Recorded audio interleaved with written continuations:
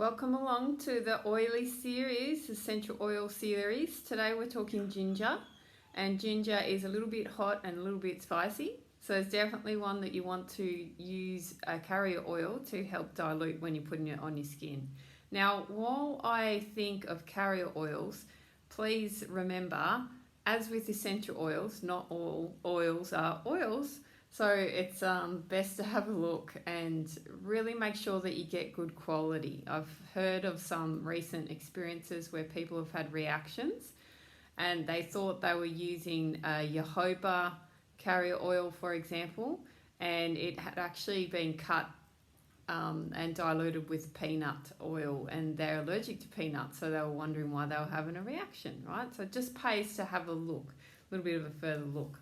So I've got my sheet of paper here for our ginger. It's not as colourful as normal, but that's okay. Ginger is steam distilled from the rhizomes. So it's like a bulb, and I don't know if you've seen it at the shops or anything like that, but it's like the root system, the rhizomes. So it's the stuff that's in the ground. So ginger has a bit of an earthy flavouring as well, and it smells quite earthy. It's similar to vetiver for me, like how it smells.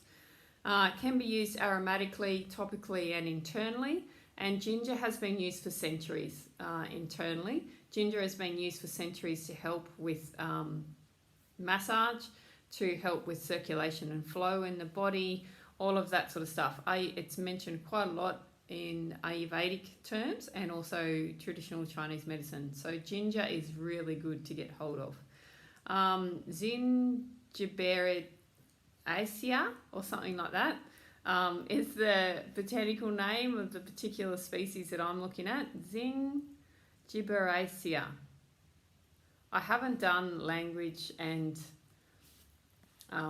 Latin or Sanskrit for quite a long time, so when I go to read these sort of things, like, I should practice that more. But anyway, it is what it is. So ginger, what's it good for? Ginger is an antiseptic, ginger is a laxative, ginger is a sedative in terms of looking after your digestive system. It can also be a stimulant. It's like a tonic and it's quite warming, right? So you have a cup of ginger tea, it's going to warm you up. If you are using the essential oil and you're using your therapeutic grade essential oil, 1 drop of ginger would be like a teaspoon, of grated ginger, 1 drop of essential oil ginger, therapeutic grade. So it packs a punch, right? Quite strong. Remember, please dilute. If you're going to use it internally, I would suggest like maybe putting it into a tea. So brew a tea. You could brew a turmeric-based tea and pop a drop of your ginger oil in. Pop a drop into juices if you don't want to actually buy the ginger root. Sometimes for me when I travel, it's quite interesting buying produce to use and knowing that it's good produce. So I do tend to rely on my essential oils quite a lot for that. So physical uses, top usage is nausea with ginger. Ginger is in many digestive blends.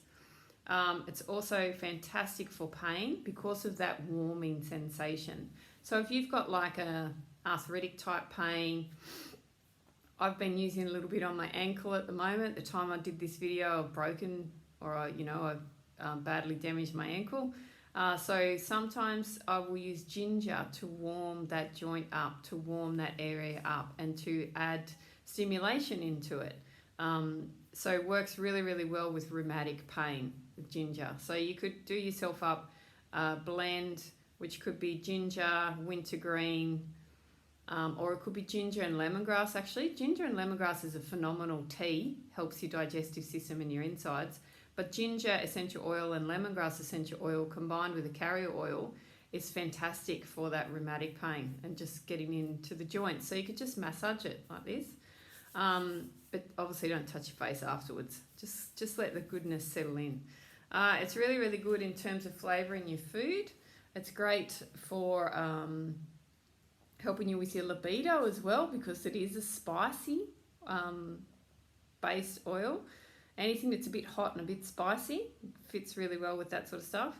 And there's also some reference and research around it being utilised for angina, which is really cool. So maybe because it is that stimulant and that tonic.